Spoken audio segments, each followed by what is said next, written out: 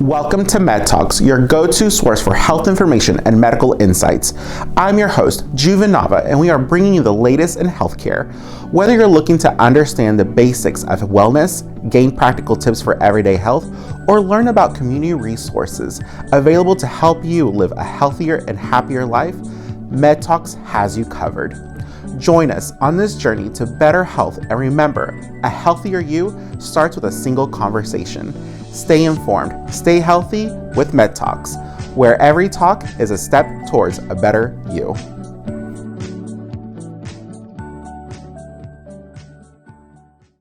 Grace Med Health Clinic is your home for complete compassionate care. From medical visits to vision screenings, dental care, behavioral health support, and a fully equipped pharmacy, we're here to meet all your health needs. Our dedicated team of providers and staff work together to make every visit welcoming and stress-free. Because at Grace Med, you're not just a patient, you're part of our family. Call 316-866-2000 to schedule your appointment. Grace Med Health Clinic, compassionate care for all. Welcome, guys, to another episode of MedTalks. I am Juvenava, Director of Community Outreach and Communications, and I am here with Beth of Family Promise of Greater Wichita. How are you, Beth? Hey, I'm doing really well. Thanks so much for having me on. Thanks for coming by. Absolutely. Talk to me a little bit about Family Promise. What is Family Promise of Greater Wichita? Yeah, so Family Promise is an organization that serves families with minor children who are either currently experiencing homelessness or who are experiencing housing insecurity and might be at risk of experiencing homelessness. How did Family Promise of Greater Wichita start? Yeah, so we are part of a nationwide network of Family Promise affiliates that have been around since the mid-'80s, but we came to Wichita in 2016. Launched with a volunteer team who saw a need and a gap in our community with families specifically experiencing homelessness, and partnered with the Family Promise national team to bring it to Wichita. Yeah, so I'm part of the Homeless Coalition, and I've noticed that there's been some growth in our homeless population. Why do you think that is? Yeah, I think it's a multitude of factors. Obviously, we all know that there's an affordable housing crisis, so that keeps families from actually being able to access those homes. The economy, the way that it has been, but there's also just this generational impact that's continued to grow. And that's part of the reason that I'm so passionate about what Family Promise is doing. We're doing a lot of prevention work to try and go upstream and kind of stop that inflow so that we can really change the trajectory of what's happening. And I think there's a lot of great community efforts that are working to that end also. I'm glad that you mentioned the prevention, because I mean, that's very important. Obviously, we want to prevent homelessness. What are some of the services that specifically help with prevention? Yeah, we have a big prevention program at Family Promise of Greater Wichita. We launched it in 2020 kind of as a direct response to what we were seeing families experiencing during the pandemic. We knew that once some of those eviction moratoriums went away, families were really going to be struggling. And we were going to see a big influx of families experiencing homelessness. So decided to go upstream a little bit, as Desmond Tutu would say, and figure out why people were falling in the river and try to keep them from ever actually experiencing that. So we have a rental assistance program where we can help about 20 families a month. Just with a one-time need that they might have. We're really looking at families who would be sustainable with just a little bit of help. There's a lot of families who are, you know, in between jobs and you have that gap of income and you just need someone to help bridge that gap. Or a family experiencing a maternity leave with a new child that has that loss of income for a short period of time or other health issues. So a family that just needs a little bit of extra support to get over that hump. But if they don't have that safety net, could end up losing their home and then entering the shelter system. So how does someone get involved with your organization? Is it like a referral basis, or can they just stop by and say, like, this is what I'm going through? How does that work? Yeah, so we're self-referral across all of our core programs that are entry points for us. In general, if you're in need of shelter, you would call our organization and we do a phone screen with you. Unfortunately, we normally have a waiting list because the need is really great, but we try to serve as many families as possible. And as soon as we have an opening, we look to contact those who have reached out to us. For that rental assistance program, that prevention program, we ask that everyone goes online to apply for that. That application process is going online. It's open once a month for only a short period of time. And it's just a Google form. It's a pretty straightforward way to just input your information and submit that application. And then our team reviews that. Again, we try to help as many as possible. Unfortunately, can't help all, but can help about 20 families a month, which just kind of scratching the surface, but we're working to expand that. So if you have a family that, let's say they just couldn't prevent it, it just happened to them, what are the services that you offer to them when they're in that situation? Yeah. So if a family is experiencing homelessness, and we have an opening in our shelter program, we have two different models of shelter. Kind of our flagship and what Family Promise across the nation was kind of known for a long time was our rotation program, what we call our rotation program. So we partner in a really unique way with local churches. They actually open their building to keep families overnight, keep them safe. And we partner with a really great wide network of volunteers that support those families during that program. So every evening across Wichita, there is a church opening their building to Family Promise families. And they've converted Sunday school classrooms into bedrooms. They've got a group of volunteers that drive the families from our building to theirs. Another group of volunteers that makes a home cooked meal and actually sits and shares that meal with the families, plays with kids afterwards, and then even volunteers that sleep overnight at that church to make sure that families are safe and cared for. That's awesome. It's a really cool way to bring the community together to serve families in need. It's helping break down some stereotypes that some of our community members might have about what homelessness actually looks like. And it's also helping address the relational poverty issue that our families often are seeing. More often than not, families that come to us are really at a loss for relationships that they can rely on, healthy relationships that they can fall back on. You know, I've experienced some hard times in my life, and I thankfully had a network of people, family and friends that I could rely on, I could go to in a time of need. Not everybody has that. Relational poverty is a real issue in our community, which I also think is a contributing factor to the issues we see. So by bringing the community together and really creating a network for the families that are in our programs, we're helping address that. And also just showing the families that we partner with that people really do genuinely care and want the best for them. And we have a saying around our building that hope changes the story. So when you experience just that little glimmer that somebody really loves and cares for you with no ifs, ands, or buts, you can really experience that positivity and that belief that people really do want good things for you, and it changes things for sure. No, I completely agree, and I'm glad that you mentioned these things, because from my experience, I started the homeless outreach program here at Grace Med, I say about 13 years ago. Awesome. And a lot of people didn't understand it. Like they have this idea of homeless individuals, and I kept having to tell them, I was like, honestly, people are most of the time 2 paychecks away from being homeless. Absolutely. If that, And it's one of those things where you don't know their story. Us as a community, we need to come in and just help them. You've mentioned the stereotypes and also just having to bring the community in. What are some of the feelings that you've seen in the community that they get when you're talking to them about homelessness? One of the biggest barriers that we face at Family Promise is just that family homelessness is not really on most people's radar. Pretty much anyone in our community would realize that homelessness is an issue just if you're driving around town. But you don't see families as often as you see individuals. And so that's a big barrier for us in just raising awareness that family homelessness is a huge issue. You know, we work really closely with the McKinney-Vento programs in our local school districts.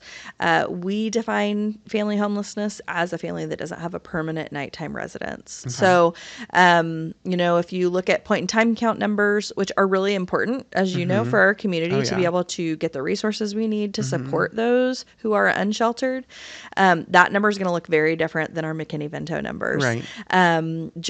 in USD 259 alone, they identified in the last data point that we have more than 1,900 kids and their siblings in our local school district that don't have a permanent nighttime residence. You're not going to see them when you're driving around town. They are possibly sleeping in their cars, moving around from place to place.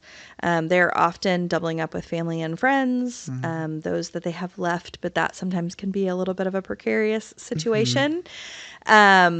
And you never know what that situation is actually like. Oftentimes families are even staying in motels, day to day, week to week. And we know that that's not a stable situation for that child to be able to grow and thrive. So we're working on that side to raise awareness of that gap in our community. And again, really go upstream. And if we can support those families and support those kids and break some generational cycles and help that family really find their footing in a stable way, then that can help address these spikes and these trends that we see now and help course correct our entire community. Yeah, I love that.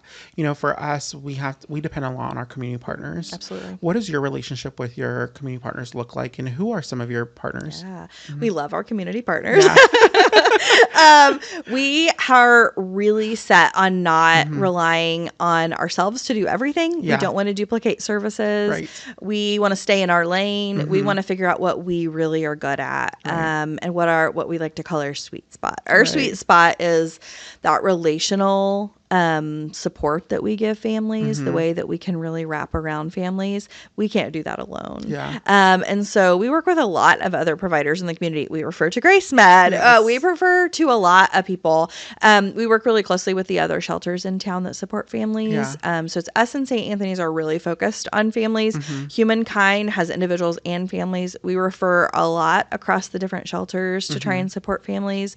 But then we also work really closely with people like ICTSOS. When we have a family that's in need, or they have one that they know needs shelter and support, we can support each other that way. I know you recently met with our friends from Foster Adopt Connect. We've connected with them in a really beautiful way over the last 6 months or so. They're coming and doing some parenting classes with our families. That's awesome. We try and partner with a lot of different nonprofits and organizations across the community. And again, we're partnering with the faith community too. So we've got a network of about 25 churches that are also stepping in and showing up and opening their doors for families night after night. Good. That's one of the things I've loved about doing this podcast is being able to connect with people. Absolutely. And sometimes putting faces with their names. Because even though I might know who they are or the organization, because we send everything through email or something, it's just so nice to see people in person and just be like, okay, now we can sit down and talk. Right. And so to talk about these things that obviously affect us all and that we're very passionate about. What are some of the goals for Family Promise of Greater Wichita, in the next 5 years? So we're in the middle of a big push to scale up some of our programs. Again, we feel like we're scratching the surface with the need in our community. So really ramping up our efforts. We've got some great community partners that are helping us plug through this process to expand our rental assistance for families to try and really prevent more families from ever having to experience the trauma of homelessness, but also ramping up our affordable housing options in town. That's a huge gap for families. Even if you have a housing voucher, which is getting rarer and rarer that families have that resource, it's still hard. It's hard to find a property where you can actually move in and get that support. So working with families to expand our affordable housing options in town, but then making sure again that we're sticking with our sweet spot, which is that ongoing support for families. That's part of what I love about Family Promise is we stick with families long term. We like to say once you're family, you're family. And we've got educational resources for families to come back every week for classes and learn new life skills, build resume skills, add those certifications to their resume. We have lots of big dreams with that so that we really can continue to work towards finding more sustainable solutions for families. That's awesome. Recently during a coalition meeting for just nonprofits in general, we talked about the importance of having to think outside the box because of funding. There's a lot of changes happen at the federal level and even the state level, and having to maybe not depend so much on funds that come from the federal government. where does your funding come from, and what are y'all doing to help to make sure that you're not affected by some of these changes? Yeah, thankfully, we actually don't have any government funding. Oh, We that's never good. have as a local You're organization. very fortunate. So I do feel I've never been so grateful for that as I Yeah. have been in the recent months, Yeah. as I've watched my friends at other nonprofits and organizations around our community Right. try to navigate these changing times. Yeah. And so I am really grateful for that. We have seen just a huge community response in wanting to support this. So we have quite a few grants. We partner with our local United Way for some funding, especially on our rental assistance programs, our prevention and stabilization work. Yeah. Work with some other local foundations. But really, we've just seen such a great response from people. Awesome. And which is, again, another way that we can tell our families, people really care. Yeah. People really want to see you succeed. Exactly. They know that their success is bound up with yours, Right. and that they can continue to see a brighter future for our community if you do well. Exactly. And we really see people show up in that way, which is really beautiful. Yeah. I love that you talk about that because it is so important for people to get involved. Sure. And so if people do want to get involved, how can they get involved, and what are some things that they can be involved with? Yeah. So we always have lots of volunteer opportunities. Because of the way that our shelter program is structured, we basically have a whole second staff that's totally volunteer led, which That's is incredible. a great thing. Yeah. And so we have lots of great volunteer opportunities for folks in the evenings, especially in that shelter program. But we also have daytime volunteer opportunities at our building, which is actually really close to here. We're just a Yeah. couple blocks away. We always need office support, special project support. We've got volunteers who, like I mentioned earlier, sleep overnight at churches. Pro tip, if you've got a teenager who needs like National Honor Society volunteer credits, they can get it for sleeping. I don't know a better way to do it than to do that. I'm glad you mentioned that because I was going to ask you, are there ways for teens and kids to volunteer? Absolutely. Yeah. So yeah, we've got lots of opportunities. We love having families come together That's to volunteer because not only is that a great way for your family to get yeah. involved and to teach your kids how to give back, but like the kids that are in our rotation shelter program, they can't have their friends over for a play date. Right. So what a great thing that someone could come and volunteer for dinner at their church and bring their kids along. And then those kids all get to have a play date afterwards. Right. It's great. So if people are interested in volunteering or giving to support our work, they can definitely go on to our website, which is just familypromisewichita.org.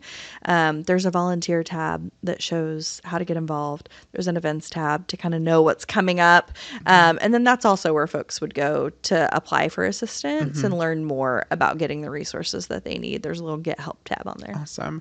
We get this question asked a lot after we post a podcast, which is for people asking, if I get these services, is this one and done, or can I come back? How is that with Family Promise? Yeah. So that's also one of the beautiful things about Family Promise is we really want to stick with you and give you the support you need. So even if we can only pay out rent once, we want to offer some case management to go along with that. Because again, we're looking at how do we not just put a Band-Aid on the problem? Right. How do we really support this family to get their feet under What's them? really going on here? Right. Yeah. Right. So really taking a holistic approach. We talk about sustainable solutions all the time. Yeah. So we're looking at, is this situation sustainable? So once a family gets connected with us, again, once your family, we've got educational resources, we've got continued case management and support. Our advocate team is tremendous at what they do. Yeah. They are cheerleaders and goal setters and coachers, and they will walk alongside families to try and get them really sustainably independent. I love that. Yeah. One of the things that I like to ask all of our, all the people that we interview is that obviously we don't do this to get rich, Yeah. right? We do this because we have a heart and it's our passion. Talk to me about your story. Wow. Talk to me about where did this heart come from to want to serve a community that a lot of people decide to either ignore or just forget about. Yeah. I've always had a passion for moms and kids for sure. Yeah. That's just always been in my heart. Have always wanted to give back and make an impact in our community. Really specifically, I've experienced housing insecurity before. Yeah. And again, I had people to fall back on. I had family who let me take refuge with them, and supported me and my family to get back on our feet.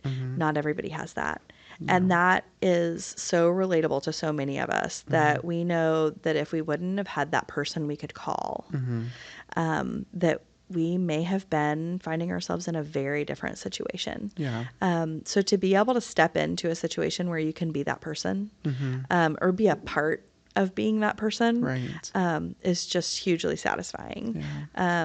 And I love this community. I'm Kansas girl through and through, and love this place, and know that the people here deserve better. Yeah. And want everyone here to know how loved and cherished they are, and that they really do have a brighter future ahead. Yeah. And I count it a great privilege to be a part of this work to show people that. Yeah, I love that. And I would agree. I think Kansas people just have a different kind of heart. It's true. You know, like their heart is just so different compared to everyone else's. And so I would agree with that completely. Yeah. Now, if you had a magic wand and you could do whatever you want. It's dangerous territory right here.